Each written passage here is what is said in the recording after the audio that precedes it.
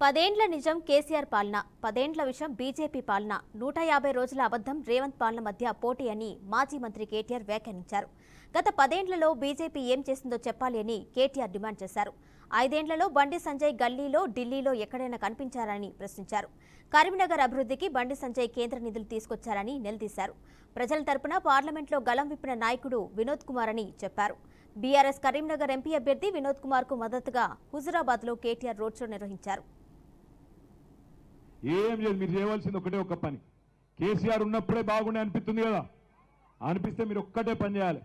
మీరు మాకు పెద్దపల్లిలో 2వ నంబర్ మీద బ్యాలెట్లో 2వ నంబర్ మీద ఓటేయండి. మొత్తం తెలంగాణలో 10-12 ఎంపీ సీట్లు ఇయ్యండి.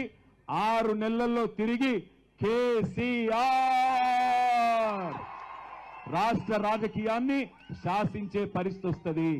ప్రజాస్వామ్యంలో బుల్లెట్ కంటే బ్యాలెట్ కే ఎక్కువ పవర్ ఉంటది.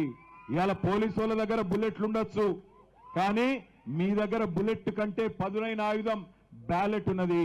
పెద్ద పెద్ద గొప్ప గొప్ప కోటీశ్వర్లను కూడా కొట్టేతందుకు ఒక్కటే ఆయుధం ఓటు. ఆ ఓటుతోని వేటయ్యండి. ఎవరైతే మోసం చేసినరో, ఎవరైతే అడ్డగోలు కార్యక్రమాలు చెన్నూరులో చేస్తున్నారో వాళ్లకు బుద్ధి చెప్పండి. ఈశ్వరన్నకు బ్యాలెట్ లో 2వ నంబర్లో ఉన్నది కారు, బ్రహ్మాండంగా గెలిపియండి.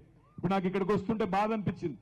తమ్ముడు చెప్తున్నాడు సుమన్ అన్న, నా మీద కోపంతోని నేను శాంక్షన్ చేయించిన అని చెప్పి 1,00,000 ఎకరాలకు నీళ్ళు వచ్చే ప్రాజెక్టుకు ఇలా క్యాన్సిల్ చేయించిండన్న అని అంటున్నాడు. నేనేమంటున్నా, నువ్వు గెలిచినావు సరే, గెలిచినాక ప్రజల మనసు గెలవాలి కదా. గెలవాలంటే ఏం చేయాలి? తమ్ముడు 1,00,000 ఎకరాలకు నీళ్ళు ఇచ్చే ప్రాజెక్టు శాంక్షన్ చేస్తే నీకు దమ్ముంటే, నీకు చేతనైతే దాన్ని పెంచు. 2 లక్షల